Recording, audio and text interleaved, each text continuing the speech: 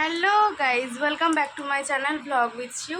তো তোমরা যারা এখনও আমার চ্যানেলটি সাবস্ক্রাইব করোনি, প্লিজ সাবস্ক্রাইব করে দিও পরবর্তী ভিডিও নোটিফিকেশান পাওয়ার জন্য। তো চলে এসছি একটা নতুন ব্লগ নিয়ে। তো আজকে হচ্ছে একটা স্পেশাল ডে। আমি তো সকালবেলা উঠে স্নান করে নিয়েছি। এই যে একটা নিউ নাইটি পরেছি, ম্যাক্সি পরেছি। তো আজকে হচ্ছে আমার বোনের 9 মাসের স্বাদ সেলিব্রেশন হবে ছোট করে। তো কী হচ্ছে সারাদিন ধরে তোমরা ব্লগটা দেখতে থাকো। তো চল। তো এই দেখো, দেখতেই পাচ্ছ আমি কিন্তু বাইরে চলে এসেছি। তো সবাই মিলে তোমরা যদি দেখো আমার বোনের 7 মাসের স্বাদের ভিডিওটি, তাহলেই বুঝতে পারবে যে আমার বোন আমার যাও হয়েছে, কাকা শ্বশুরের ছেলের সাথে বিয়ে হয়েছে। তাই আমাদের বাড়িতেই মানে হচ্ছে অনুষ্ঠানটা, মানে রান্না বান্না সব কিছু আমাদের বাড়িতেই হচ্ছে। তো সবাই মিলে কিন্তু লেগে পড়েছিল, সব সবজি টবজি কেটে দিয়েছিল। তো আমার বোনই কিন্তু রান্না করছিল, বলছে দে আমি একটু মাছগুলো ভেজে দিই।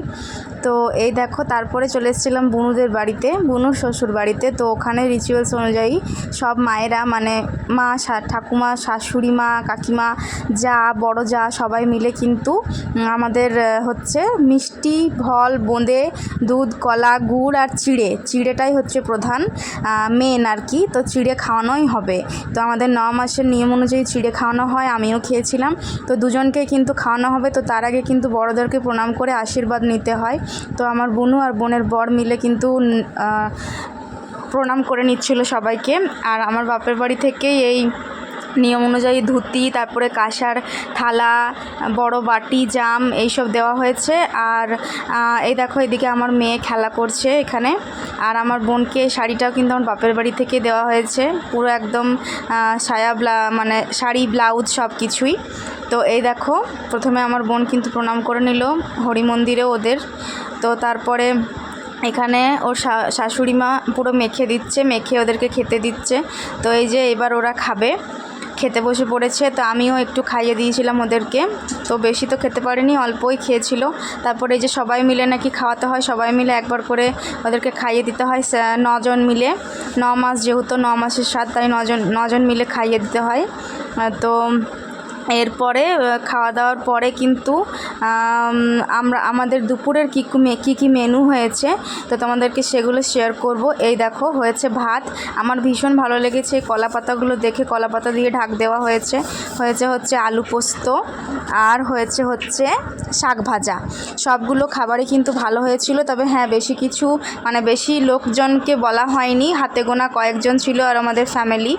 তো এইদিকে হয়েছিল মাছ শুক্তো, আর হয়েছিল চাটনি। আর এই দেখো, সমস্ত কিছু ভালো করে সাজিয়ে রাখা হয়েছে, কলা পাতা দিয়ে ঠান্ডা হতে দেওয়া হয়েছে। আর লাস্টে কিন্তু এই পাঁপড়গুলো ভেজে নেওয়া হচ্ছিল।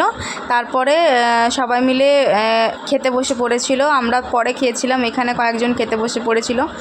তো তোমাদের এই পুরো ব্লগটা কেমন লাগছে একটু কমেন্টের মধ্যে জানিও। আর যারা সাবস্ক্রাইব করনি, প্লিজ সাবস্ক্রাইব করে দিও। তো এরপরে কিন্তু রাত্রেবেলাতে হয়েছিল হচ্ছে চিকেন আর রুটি। তো আমার মাই কিন্তু চিকেনটা রান্না করছিল। তো আমি আমার মায়ের হাতে অনেক দিন চিকেন কষা খাই না। তো মাকে বললাম, মা আমাকে একটু দাও, আমি টেস্ট করি। তো ওই জন্য আমি বাটির মধ্যে নিয়ে নিয়েছিলাম, আমার মায়ের কাছেই বসেছিলাম। তো মা বললো, হ্যাঁ দেখ নুনটা ঠিক মতো হয়েছে কিনা সেটাও দেখতে পারবি। তো আমি কিন্তু সেই লোভে আর ওখান থেকে উঠিনি, চিকেন তো নিয়েই নিয়েছিলাম, চিকেন কষা। এই যে দারুণ দেখতে হয়েছিল, আর খেতে তো দুর্দান্ত হয়েছিল। তো তোমরা যারা প্লিজ সাবস্ক্রাইব করোনি আমার চ্যানেলটি, প্লিজ সাবস্ক্রাইব করে দাও।